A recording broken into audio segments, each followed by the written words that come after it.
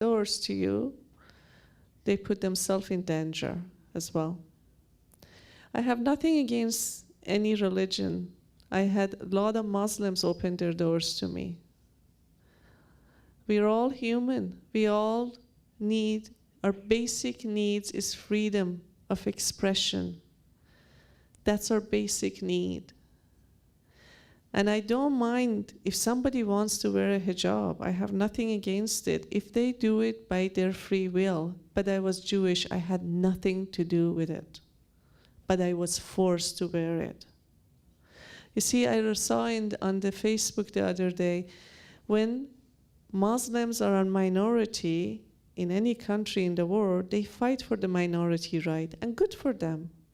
But what about where they are in majority? Is there any respect for the right of minorities in those countries? I'd like to see that. It doesn't exist. And that's what bothers me.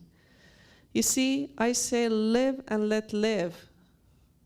But some other people have other opinions, other ways of behaving. So I left the house. I was homeless for over 6 months, from one home to another home. And I ran out of places to live.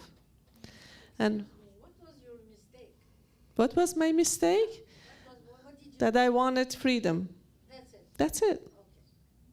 There was nothing else. You see, in a country that, and anybody, you could be accused of conspiring against God. Go prove yourself. How are you going to prove? If I am the one, if they tell you you're conspiring against God, go find a lawyer that can protect you for that or fight your cause. And if your lawyer fights your cause, he's going to go in prison too. Now, Evin prison is holding 7,000 prisoners. I was lucky that I didn't get arrested. And you know what was fashionable at the time?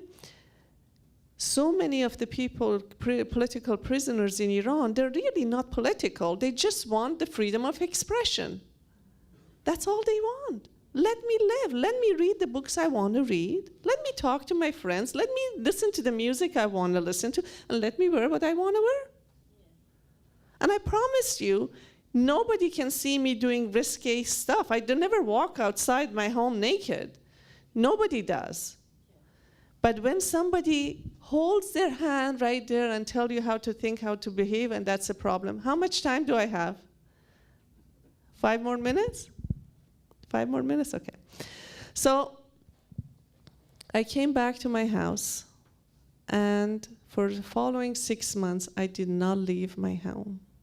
My mother let me get back to the house with one condition: you're not leaving the house. Why? Because there was Hezbollah supporters everywhere. And I neurotically crocheted from morning to night, and from night to the morning, and day after day, and day after day. And my mother's, poor thing, her heart was broken.